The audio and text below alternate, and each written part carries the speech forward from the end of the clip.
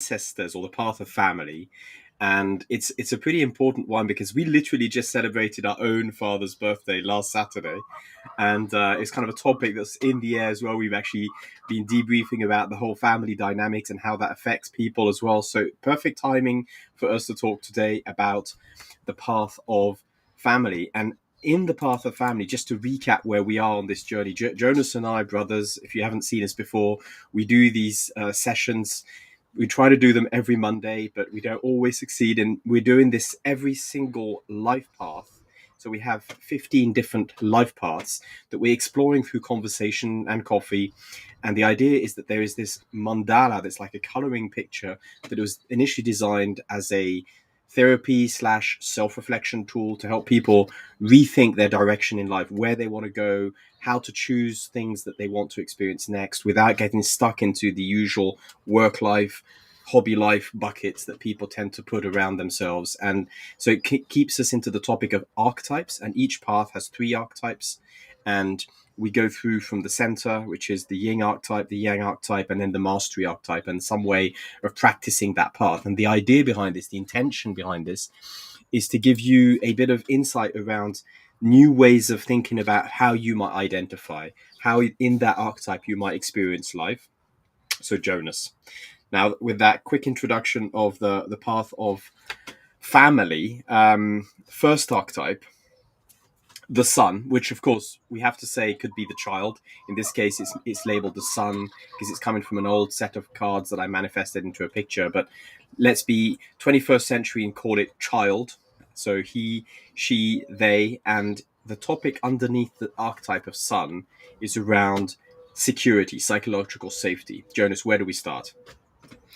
That's a massively broad topic, but essentially to be able to thrive at this level and get the most out of that first level of being the one that's being led, the one that's being nurtured, and the one that's being parented symbolically, there are certain qualities and certain things that need to happen enough. Again, it's not about perfectly, but it's just about good enough. So one first thing would be consistency. No matter what your parenting style is, I think if you're inconsistent and one time you punish a child for a certain behavior and another time you reward them or you don't acknowledge it, it actually creates confusion and more unsafety than actually just more of a strict punishment regiment, because there at least the child knows that that's the law. I can agree with it, not agree with it, that comes later, but at least it's consistent and predictable, and that makes you feel safe as a child, because you need to build a view of the world that is safe enough, predictable enough, so that you can experience enough agency to not feel like you're just totally vulnerable in a very chaotic and unpredictable world. So that would be, I think, the first condition. And this, again, there's so much you could have a whole conference on what good parenting is, and you have many books written about it. But if we just brush the surface here, I think that it would be about boundaries as well, physical boundaries, emotional boundaries, topics that are not discussed before a certain age or not in a certain way. Physical boundary, giving your child like intimacy, knocking on their door. Some parents consider that their child is not entitled to intimacy, because anything that they would do behind closed doors is something that is necessarily negative because they want to hide it. Can you imagine the repercussions that has on the meaning that a person learns to give to personal space? If they feel like they're being naughty and they're going to be punished for taking space, this could show up years later in a partner that deprives themselves of their own activities and personal space in their relationship and then blames their partner for it, because they're confusing their partner with the person that created that template for what personal space is. So I think boundaries is one that's, I think in this day and age, a tricky one, because you've got the school of thought where, you need to really be loose and let kids experiment and explore, and you don't want to constrain them with too many rigid rules. And then you have other people who are really arguing that you need to do things a certain way, there's a right way and a wrong way to raise children, and probably reality lies somewhere in between. But some degree of boundaries and consistency with the boundaries protects, I think, everyone. And then there's emotional attunement, availability. Like how well do we understand what our child needs and is going through, and when does one need, for example, to tell the kid, I don't know, like, oh, it's all right. You fell. You just that's nothing. You just graze your knee a little bit, but come on, just like jog it off. You're gonna be fine. When does one really need to show that? Oh wow, you hurt yourself. Wow, that's really important. Let's really take the time to Mm. look at that. Let's go and see a doctor. Uh, let's put this disinfectant on it. Don't worry, it doesn't hurt. That's a lie. It Mm. always stings. And when does one know how to adapt? And I think that already just having questioning, not assuming that you know, and accepting that you don't know. Know what I'm not a parent myself, but I'm pretty sure from everything that I've heard described, no one knows what they're doing. When you start, you have so much unsolicited advice, and then you meet your child one day after having already like created it in fantasy, and then you have to just figure it out in some way. Mm. So So, that's so a good posture. Yeah. in a way, let's go back to the sort of archetype of the son or the child, or the daughter. One could say it's like weird to have that on a map of choice, right? I don't choose to be a son or a daughter, but actually these are archetypes, right? So these are symbolic roles. So one implied meaning behind this is that somebody might have actually never really experienced the archetype of being cared for as a child. Yeah. That they might have already as a child been thrown into the young adult role as a little child and never really indulged in having that security of being a child and looked after by somebody else. So like it's very hard to know that, because obviously we only know our own reality, and we can see through movies and other people and maybe our own therapy paths or self-reflection journeys, but it's maybe quite difficult to be objective about how does one know, Jonas, if one actually has been in that archetype, because it's difficult to choose something if you don't know if you've even experienced it. So you could ask, hunt for actual. When I was a child, how did adults around me react when, and this is where you can hunt for different types of situations, Mm, when I did something that I was proud of, when I hurt myself or was expressing some form of discomfort. Um, how well were my needs anticipated? That's a pretty hard question to ask, but how did people respond if I asked for something or wanted something? What was the implicit contract around that? Um, the idea of role and implicit contract comes up a lot in families. You'll see that a lot of times there are these forms of agreement between the different generation on roles and what is acceptable and how to negotiate in those different things. I was talking mm, about this with a patient last week, who was saying that for them the contract was work in school, and if you work well in school and you don't get into trouble, I'm not on your back. You pretty much do whatever you want, get whatever you want. The moment that for mental health reasons they dropped out of university, that shifted the dynamic of the relationship where mm, there's a breach in the contract. And then they were getting more anxiety from the reaction of their parent than support, because the parent was nagging and asking, have you done this? How many CVs have you sent out this week? How no, no, no. mm, And in practice that was counterproductive to the overall process, I would argue. mm, But yeah, it just shows that it we have all these different things that were expected of us. Or if you think about us, Estève, we were, I think fair to say, not expected to do much, but we were expected to do well in school. That was one of the, like, it's normal. mm, We weren't going to get gifts when we got a good grade, but it was kind of problematic if we didn't get a good grade. But as long as we weren't actively freaking out, mm, doing well in school, and didn't seem particularly bothered, there wasn't mm, necessarily a lot of attention brought to us, or we weren't evaluated or judged. We weren't, for example, pitted against each other. Oh, your brother had better grades than you when he was your age. I never heard mm, that. mm, There were differences made between us. Actually, that's an interesting thing. Were you compared a lot? And in what way were you compared? Who were you compared to? That's mm, another way to get a sense of where do I land on this first level in the level of the child. What qualitatively, what was my experience like? In mm, terms of concepts, you could look at attachment styles, which are quite available in terms of um, yeah, explanations and a breakdown of what the different attachment styles are. You would have, I think, the communication styles, and There would also be the question of the big pain, as you would say, the big pain bodies.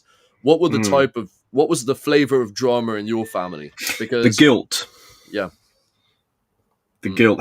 How does, like, in a way, because I was reflecting on this topic of guilt. Like, guilt is not just the realm of family, right? It comes as well from society, from religion. There's a lot of guilt setting as in the role of a son or daughter or child. There's like, that's where you start seeding guilt. That's where you start to integrate unconsciously the guilt that if you don't do this, you should feel guilty. You should feel ashamed about whatever you've done. So I'm just seeing security as being the opposite side, feeling that you are at peace with yourself, that you're feeling safe psychologically. Is, I see that as perhaps the opposite of having felt guilty about whatever one does. Good enough grades in school, good enough performance in the sports, perfect compared to your other siblings, and so on and so on. So yeah. like, it just reminded me that if, as a person, one has not really experienced the lack of guilt as a child, and therefore that carries through the adult world, that might be a sign that it's worth, exploring that archetype. As an adult, it could be that you want to embody the archetype of being a child by having a relationship with another adult that is more like a mentor, or somebody who takes that friendly, older figure, that sort of big brother, big sister figure in your life, that helps to create something that might have been lacking as a child for whatever reason, that has that like positive safety and being away from the guilt, and being able to actually just be me and be recognized, celebrated, and kind of loved for that um, role of being a child of somebody. So that could be a sign that as an archetype, you want to explore that. It's like you've never really felt that safety as a child. You want to experience that with some new way that doesn't have to be an actual biological parent as such. It reminds me, Jonas, of if we go to the father or the parent, which is where the idea of roots, how does it sort of, as a parent, you talked about earlier, how one might be experiencing the archetype of a parent, creating the safety for the child. But there's another dynamic I think that's really, really important, that once you opened up for us in a workshop around transactional analysis, where the Hmm. whole parent-child dynamic starts to get confused with other roles. Maybe you could just like clarify in a nutshell, how would you connect transactional analysis, parent-child roles with these archetypes? So the idea is that you're going to have inside of us already a inner child, the imprint of your early experiences, your unconscious reactions to things, your unconscious fears, your defense mechanisms, like the structure of yourself is very much determined by your early experiences. And we simplify that by saying that inside of you right now there is a little Estève that then met all these parental figures, right? All these actual older people that had an influence on you in some way and who you invested. And that's the good side of the inner kid is you emulate, you learn, you build yourself from all these little building blocks of all these other Mm, people. You pick and choose and you create your own identity based on that. And then you develop the second part, which is the internal regulation mechanism, which is the inner parent, where you've internalized these values, these laws, these norms, these other people's representations of the world. And inside of you, that creates this internal parent. And generally, it's broken down into the inner police officer, the one that's mm, regulating. You shouldn't do. You should feel guilty for that. That's a bad people do this. And then you have the inner supportive parent that's like, oh no, but you deserve a hot chocolate. You did that, but you're not a bad person. And at the end of the day, you're just doing what you can with what you have, like it's you should be fair to yourself, you should be kinder to yourself. And then the latest part of us that develops is kind of this meta awareness, this inner adult, they call it in transactional analysis, where it's basically, if you imagine metaphorically, it's the adult version of you when it's had enough coffee and that it's slept enough, that is kind of able to perceive these two parts of you, these inner drives, these urges, these thoughts that are popping up without control, and that's able to say, okay, I'm feeling this way because I'm late on doing my paperwork, and this guilt is making me feel this way. That's my metaphorically, that's my inner parent that's nagging at me because I haven't done what I mm, should. So then I could challenge my inner parent and say, how do you know that I should do that? Or I could side with my inner kid, and say like, no, we're not going to do that now. Come on, like we can do that later. That's not Mm. important. So the idea is that you're going to have these three parts of you that are in conversation and not always sharing the wheel kindly. And then that necessarily that resonates and interacts with the three people that you have in front of you in the Mm. person you're talking to. And depending on how you're perceived, for example, right now, I could be perceived as super preachy and parental and condescending if someone had an inner child where they had bad experiences with a young white man explaining life to them. Mm. They might get very triggered by me sharing my opinion and think, like, who the fuck is he to have an opinion? Mm. And other people might meet me adult to adult and listen to what I'm saying right now as, oh, it's just a person talking to think on topics that he knows well and that he's interested in, you know. So, and other people could see from again a posture of more, you know, asymmetry, lower, like, oh wow, that's super interesting. I want to learn more about this. I wish I could have a conversation with this guy. Or someone might meet me parent to parent and say, I disagree. That's not how things are. I don't agree with your assessment. Things shouldn't be. You shouldn't say that. That you can't think that. Or whatever. So you see, like Mm. the same Mm. Mm. words can be received from different Yeah. parts, and that's how I would relate that back to the When you first explained that to me, I think the thing that made it really stick when I was journaling is that I started looking at when my inner voice was saying I want, and it's a simplified thing to say that it's the inner child, but it kind of helps me identify the inner child voice. Then the parent was I should or shouldn't. So when I was writing in my journal, I should this, I should that. And then that was the parent. And then my inner adult was when I said I choose. So want child, should parents, choose adult. And when I started looking at that, my first, like, to my horror, it was mostly just need, want, and shoulds. There was hardly any I choose. So I made a conscious effort of writing, okay, this is happening. Yes, I feel I should this. I want this. But what do I actually choose? And it helped me, and it still does today when I'm thinking like this, when I get into those patterns. It helps me think beyond being the parental figure, the child figure, and stepping into the adult figure, which one could argue is where the grandparent role sort of comes in as well, is being in an adult. I take responsibility for my posture. I'm not just taking that because I want or I need, or just because I should and society and other parental figures says I should, but I'm actually choosing and taking full responsibility. So I think there's this notion of emancipation where you take your responsibility for your posture, regardless of what your parents would have said in your head or in through your life, or what your inner child absolutely wants uncompromisingly. But there is a moment at which you can actually just choose, and it is your choice, and then it's about responsibility. And that, like, I'm not saying I'm completely adult. There's still a lot of parts of me that are the inner child playing out, but it sort of helped me manifest that path, that vertical path of going from the child to the parent to, I'm not yet a grandfather, but there is that role of peaceful choice that, okay, I'm mediating between those two.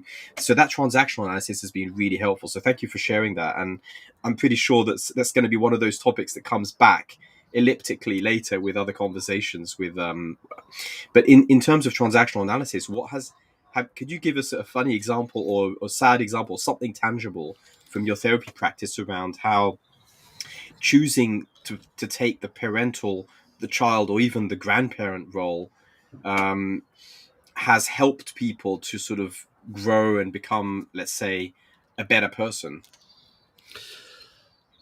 uh I've got two examples coming to mind. I'm having a hard time choosing which one to go for, but I think this is more about tending to that conversation internally. Mm. And there was a very powerful kind of situation with a patient recently. So this a woman in her late 40s, who had a severe childhood trauma. I'm talking multiple forms of physical abuse, including sexual abuse in one instance. So this is like hardcore multiple trauma, difficult to live with Mm. situation. Very well adapted person, functioning well, but just notices that she has disproportionate reactions to certain cues. And working on, there was one of the cues that was actually a type of bird singing. And when she heard that type of bird singing, she described to me how it reminded her of being in this room in her childhood where she felt these really lonely, sad, horrible feelings. So she identified that there was a cue to her trauma response and that she was reliving as if this child was traveling back through time to the future and hijacking her feelings and her body in that moment. And that even though right now she's sitting in her house and these birds are not the problem, she's feeling, pardon my French, like shit. So we took that situation and what I gave her as an exercise is, okay, you're going to write to that little girl that's still metaphorically in that bedroom. And you're going to take the time to just first of all be green, right? Just acknowledge, put a microphone in her head and in her heart and express everything that you know that she's feeling and thinking and doubting, like everything about her experience that you see. Like just make her feel seen. Like give her, and already I can see her like just like tearing up, and this is already like an emotional, just giving the exercise. The people start imagining it. So she was already doing that as I was telling her. And then the next step was to tell her everything that is going to happen afterwards and why now she's actually safe and why now she's managed to escape. She doesn't need to anymore. She's not a 8-year-old anymore that feels trapped and hopeless and thinks that she has to wait another 10 years to even begin to live her life. And she did that exercise in her own way. She customized it. She wrote to her and she did it in several goes like I had recommended. And the next session, she told me she no longer has that reaction to the bird song. So simply what I did is I encouraged her to reconnect with that part of her and to frame the problem properly. And then I gave her an exercise that forced her to actually process that specific relatively mild trauma. We're not going to treat all of the traumas in that way, but that's just one example of how actually it can be quite powerful to have this level of conversation and to reflect in these terms. And then you'll have people that have that where it's on the outside as well. They're kind of working on those questions, reparenting themselves as they learn to parent other people. And for them, often one of the powerful questions is, how do you respond when someone else is doing that? Like, for example, Estève, let's imagine you're procrastinating a task and you feel guilty about it. Well, how would you respond if your son was telling you he's procrastinating? How would you treat that differently to how you're treating yourself procrastinating? And chances are you would be a lot more chill with your son than you would be with yourself. And you would approach the problem slightly differently. Probably a little bit less should, and a little bit more curiosity and a little bit more ability to encourage him to negotiate differently. Well, if you're procrastinating it, maybe the task is wrong. Maybe there's a reason why you're resisting it. Whereas when you're procrastinating, you're more likely to be like, I know I'm just lazy deep down inside. I don't deserve, but if I can get away with it, So self-judgment, yeah. Double standard, how we treat ourselves and how we treat others very often. It actually opens up another thing that I've seen several people do when I started explaining how I was doing this, writing to different parts of yourself. I think one of the values of thinking of archetypes is actually to think how you might have in a conversation, in a dialogue between different roles that you symbolically take with yourself. Like you could write to your inner child, like you were suggesting with your patient. You could write to your inner parent as well, like act of rebellion. No, I'm no longer going to be under your dictatorship. But you can write to any of these archetypes from the wheel that we've been talking about for the different sessions, where every single one of those archetypes could represent a part of yourself who's having a conversation with another part of yourself through journaling. And that can constitute, I found it really helpful to have some clarity inside about, being empathic with that part of you that's stuck, whether it's procrastinating or for another reason, being able to actually give it space and not immediately judge it and condemn it, but say like, okay, dear inner child of mine, how are you? And why? You must have a good reason why you're right now blocking this whole thing and you're not happy and you're not feeling safe. What is your need? What would you need? And then in a way facilitating that inner conversation. So I think one of the things that's just popped in my awareness now from this is that when we've been talking about all these archetypes, they're not just things that you can choose to embody, they're actual possibilities for inner conversations through journaling or through if you like to talk to think without being afraid of looking crazy by talking to yourself out loud. But if we move down to the bottom to the actually grandfather, go on. If I may, I had like one last thing to say about the father parent level, and the word roots that's written Yes. underneath. If we look at it as the parental posture, having to at the same time guarantee safety and take responsibility and provide, like if we're thinking about good case scenario, right? The good parental figure, the good I'm going to say manager. I have a personal pet peeve with companies trying to emulate a family model as a way to manage, but still, let's look at a manager as a parental figure in the sense that generally they are older, more experienced, and they have to manage the dynamic of the group, not just the work being done.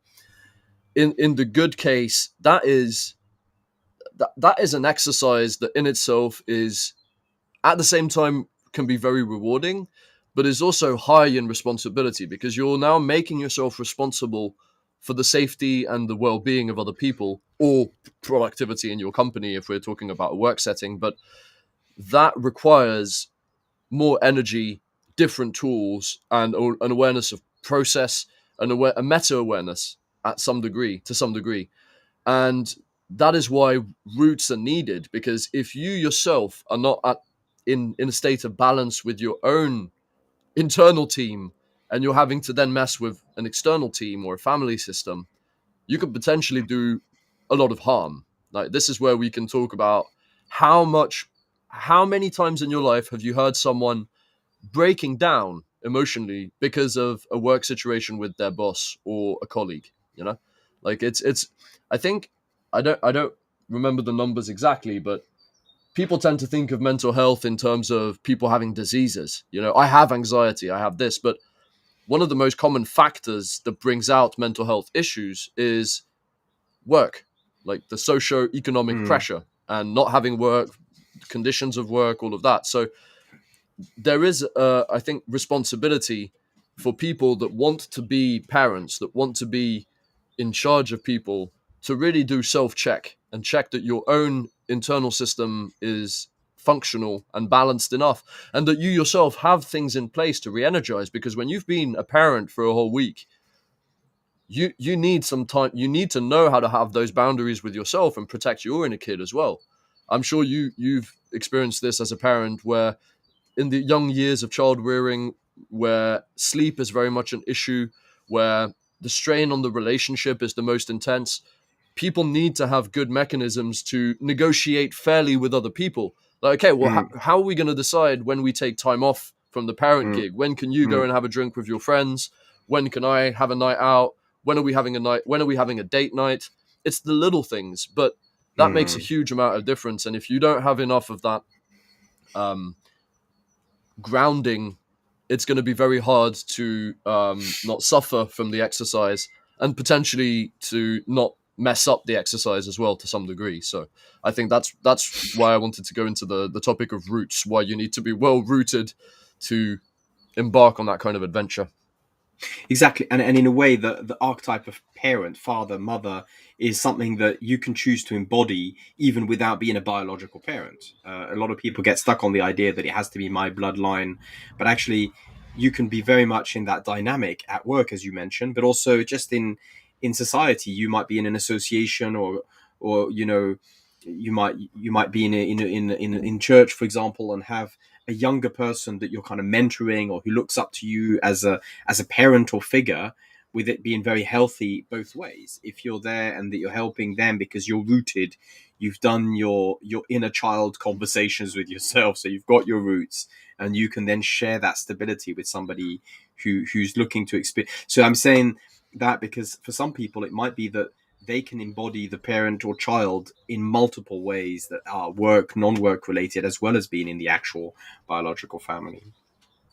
Absolutely. And then the grandparent, I think the grandparent role, even though it's obviously, archetypally about lineage, where you sort of look back at, who were my ancestors. And some people go very much into that quite literally by looking at family trees and mapping the origins genetically, epigenetics and all that. But symbolically, the grandparent role, I think, is also something to do with looking back and being humble enough to learn from the previous generations, not just being the one who knows better and passes down, but there is also a sort of give and take, which also works as a parent.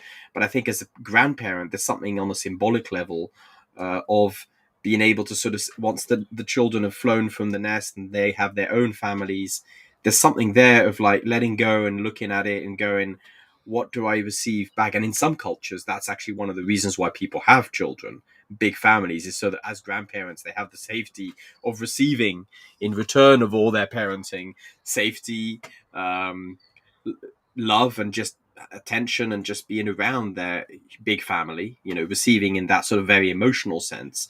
But there's also on a sort of physical and spiritual level something to do with receiving back, seeing your descendancy, and seeing, in a way, your extension of your ego go down the timeline. So what could we say about lineage in terms of what you've been experiencing in therapies, like as an archetype, Jonas? Like, what are the pitfalls and what are the sort of things that you would encourage people to go and embody if they're looking to embody that archetype? Pitfalls and good sides. So I think if we look at the level of identity, Hmm. I would encourage people to view their identity as something they have some agency over. Like, it's not just prescribed. You're not just who you are because your parents made you that way, because you're born in that environment and that culture. It's always going to be a point of reference. But if you consciously ask yourself, what do I want to be? Hmm. Who do I want to, how do I want to be different to certain members of my family, to who I used to be? That's generally a very interesting one, and that leads you up to whose child do I want to be? Child of a Hmm. school of thought, child of an approach, child of a person that inspires you. Yeah. But to just take that posture, that humble posture of I want to learn and I want to become, I want to Hmm. do what this person does until I gradually become a little bit more like that person. That can be Hmm. healthy to help you balance out certain natural tendencies and inclinations. If you find that you need to develop self-discipline, there's nothing wrong with emulating a bit of David Goggins. If you feel like you want more philosophy and more um, spiritual ways of looking at life, listen to some Alan Watts. Nothing wrong with that. Like, you don't have to keep an original thought to be you. You Hmm. can also be flexible in how you define you. I am someone who learns. I am someone who changes their mind if I need to, if evidence is good enough. Um, so that would be, I think, one of the ways to look at this, to enrich yourself, is to look at who makes me feel safe enough to learn from them, and why do I want to learn from them? What benefit do I perceive? Hmm. And I think, yeah, another very important one when it comes to identity is it's okay to leave some stuff in the mix as well. Like, you don't have to. I don't feel. I don't identify to every aspect of French culture or British culture or Danish culture. There are things that I love about each of those places, and I choose what I like, and I try to leave the rest. Like, try and give you a tangible example. Um, I'm not particularly proud of either country's political system or history. I don't feel represented by any politician right now in either of those countries, but I'm Hmm. still proud to be from that rich environment. But I don't prioritize between, like, France, England, or Denmark. Like, if anything, my heart leans more to the region that I spent the most time in, which is the south of France. That probably had Hmm. the biggest imprint on my way of living, despite how I sound and what I look like. I'm very much Mediterranean in my way of life. Um, so I think you can really look at it in a conscious way and ask yourself, like, what do I want to leave? When you inevitably at some point catch yourself looking like one of your parents in a way that you don't like, Hmm. you can ask yourself, like, okay, well, what alternative do I have? What could be a me response to this type of Hmm. Hmm. situation? Whenever your partner tells you you're just like your father or you're just like your mother, that Hmm. always feels so good. Um, so yeah, I think that there are a few ways that you can hunt for the good sides, the bad sides, but generally speaking, I think just being aware of these things, making space for them, like giving a framework to reflect on these things, and maybe just on the last point of grandparent and the challenges that I see in my practice, a lot of older people um, really want to talk about death and really want to put on the table that they have stuff that they want to leave and to transmit. And a lot of, you hear Hmm. this notion of, I'm a chain, I'm just here to pass, I got given these things. And a lot of people suffer from feeling that what was passed down to them is being lost. It can be as stupid as, well, my kids don't cook, so all my grandmother's recipes, like, I have nowhere to put them.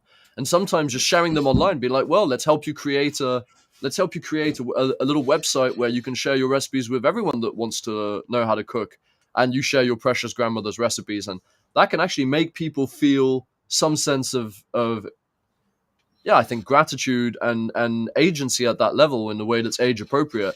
They're too old to be cooking for the whole family, but they still Yeah. have great recipes, and that's what they need, is to still feel useful at that level. And I encourage, I think, everyone with elders around them to hunt for those stories, to hunt for those practices, to hunt for those, even just out of curiosity for you. It's good stuff. Generally, it can be quite entertaining, but because that's what helps a lot of times. It's not necessarily being stuck in the old times. It doesn't have to be Mm. only tell me stories of the old days, but how did you used to do this? How Mm. does this work?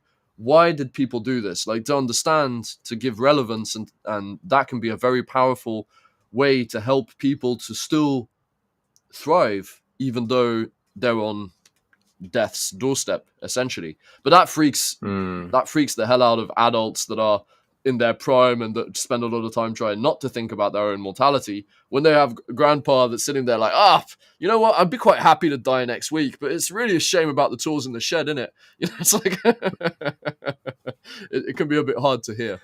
Yeah. So yeah.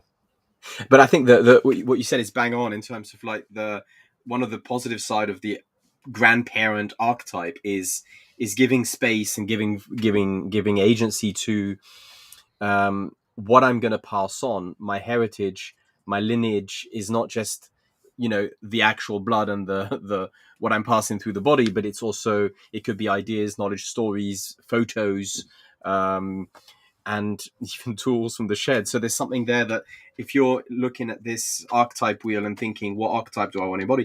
There might be some part of you that wants to embody the grandparent, even when you're in your midlife crisis and prime time, that you want to sort of take space and, for example, write your memoirs, or write a will, or start to really think of what you're passing down to your actual children, or what you're passing to society. I've seen this a lot, actually, with, as you said, I've been listening to a lot of older people, and when I interview them, there's often this thing of nobody's really interested in what I have to pass down. Do you think it would be a good idea for me to write it into a book?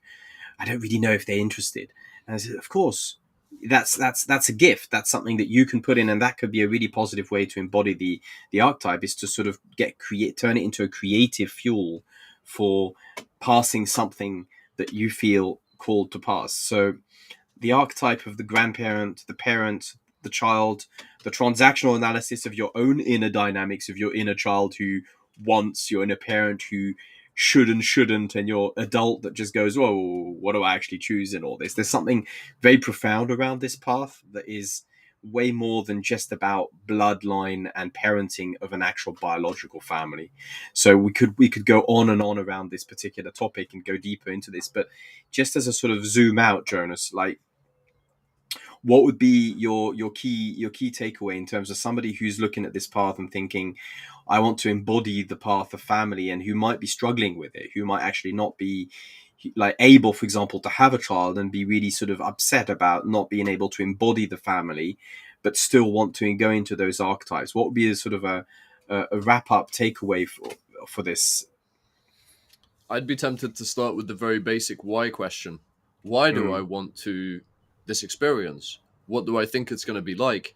And to mm, start checking if that's really what that specific type of parent experience is going to be. Being a manager, is that actually going to be what I think it should be? And is it actually going to bring me what I want it to bring me?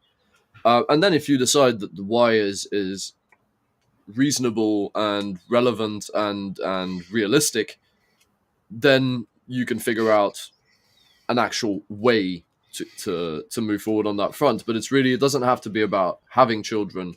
You can I'm thinking of our sister, for example, who has found a way to channel her strong motherhood, as in like an energy, a very caring, mm, very good set of skills when it comes to dealing with children and organizing them and getting them to do things. Well, she's managed to do that without having to become a teacher, and while using her music skills. She goes into schools, organizes events, gets them. She co-creates shows with children, and they have a hell of a good time. I don't know who enjoys it more, her or the kids. So that's a way in which you can tap into that parent energy without necessarily having to have hundreds of children. And also the great thing is when she comes home from work, she's only got one kid to worry about, and all the others are back in their homes. So it's an appropriate level of parenthood for her energy levels, or at least I hope and I wish that the case to be the case for her. But yeah, it can be in a lot of other ways, and it doesn't even have to be with actual children, because again, we remember that everyone has an inner child. You could go out into the world with the intention of seeing and addressing people's inner kids, not in a condescending way, like, oh, your inner kid is showing up today, isn't he? But more from a place of that seeing and interpreting through that lens. I understand the person who's acting up right now. If it was a kid giving me this reaction, how would I interpret it? What would I understand from it, and how would that be different to seeing a fully blown adult throwing a temper tantrum in the middle of a supermarket or in traffic or something, you know? So I think you can channel that energy and that desire in a few different ways. I was just coming back in my mind. I was just seeing the whole transactional analysis of a person coming from their inner child having a tantrum with somebody coming from their inner child, and a third person coming, as an inner adult, and it being like quite a good ground for writing scenarios for entertaining dramas. I think there's a lot to be said around using transactional analysis to write scripts. Anybody who's into script writing, that can be another layer to these archetypes, is you can use the path of family to create interesting copy and script writing for narratives. So thank you, Jonas. We'll have two more now to do, and we'll be finishing. I think it might even be that when you come and visit me in Finland, we might be close to our last session. So who knows? We might be able to do one in live in the nature of Finland, not just the sunny nature of Provence where you are there. Thank you. Have a great sunny. I can hear the birds in the background. Have a great spring day in Marseille, and I'll see you next week. See you next week.